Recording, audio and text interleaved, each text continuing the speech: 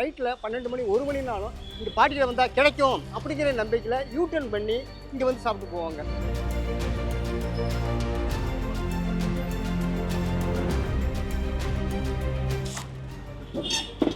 அப்போ உனக்கு நினைவு இருக்கா?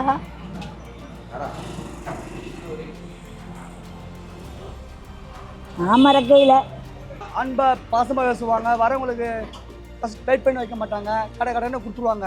அவங்களுக்கு பாட்டியை பார்க்குறதுக்குன்னு சில பேர் பார்க்க சாப்பிட வருவாங்க. எல்லா மக்களும் வருவாங்க, சின்ன பிள்ளைகள்லேருந்து பெரிய ஆள்லேருந்து. இப்போ இந்த தங்கி இருக்க பிள்ளைகள், வேலைக்கு போகிற பிள்ளைகள், ஆஃபீஸுக்கு போகிற பிள்ளைகள், எல்லா பிள்ளைகளும் வரும். வயிற்றுக்கு வந்து வரவங்களுக்கு பஞ்சனம் பண்ண மாட்டாங்க, வரவங்களை இல்லைன்னு சொல்ல மாட்டாங்க. யாரோ பண்ணால் கூட திறமை பண்ணுவாங்க, நான் பண்ணி சொல்லி கொடுப்பாங்க.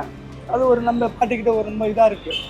ஒரு ஹஸ்பண்ட் ஒய்ஃபு குழந்தைங்களோட சாப்பிட்னா வெளியில் சாப்பிடணும்னா ஒரு 100 ரூபா 120 ரூபா ஆகும். குழந்தை, அப்பா, அம்மா இவங்க 3 பேர் சாப்பிட்டாலும் 60 ரூபாய் சாப்பிட்டு போயிடறாங்க.